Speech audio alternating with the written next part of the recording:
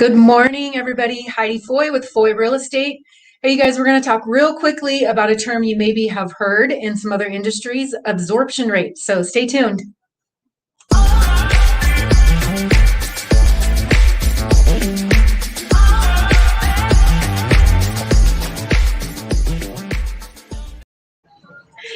Hey guys, thanks for sticking around. I see that there is actually nobody sticking around, but that's all right. So you guys can rewatch this later.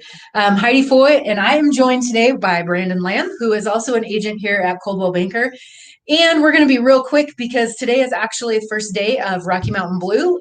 We are so lucky to be part of an organization that provides professional development and continuing education. And so we had to step out so we could have this conversation, but I think it's a good one. So Brandon, last week we talked about the difference between a buyer's market and a seller's market. And I very roughly explained that with my fancy coffee cup. Okay. So I feel like this conversation, the absorption rate, kind of has a lot to do with that and at least the inventory. So give us a layman's terms description of what that means. Basically, with absorption rate, it's basically how we calculate if we're in a buyer's market or if we're in a seller's market. And so if we didn't list another house from today on, how long would we take to run out of inventory completely before we didn't have anything to sell? Perfect. How you calculate absorption rate is you basically take the average sales over the last 12 months, and then on a month-by-month basis, you can get an average.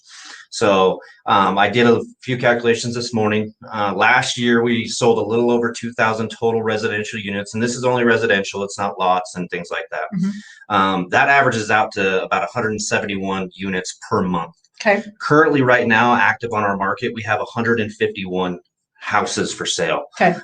That calculates out to less than a month of inventory. Right. If you want to have a balanced market, you want that to be about 6 months in inventory. So right now it's really tight out there to find the right house for people. Well, and I assume just based off that, there can be varying levels of a seller's market, which is what we're in. So you talked about there being 1 month of inventory right now today. If there are no other houses put on the market, right now we have a month of inventory. Yeah, a little less than that. Yeah. So I guess you've been in the industry a little bit longer, quite a bit longer than I have. I mean, is it typically such a drastic swing one way or the other, or do we usually teeter kind of right on the cusp of buyer, seller? Usually we kind of, it can be a drastic swing, especially here in Casper.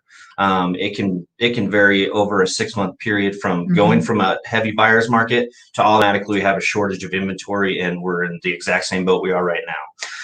I mean, you say that, and I kind of feel like that's what happened when I first started. You know, I got my license in October of 19 and wasn't really sure where the market was at that time. I had just stepped in, but it seems like from that point to like January, February of 20, like it just went and swung the other way pretty drastically. Yeah, absolutely. And really, it's just been impressive to see how our market has just survived all of the struggles through everything.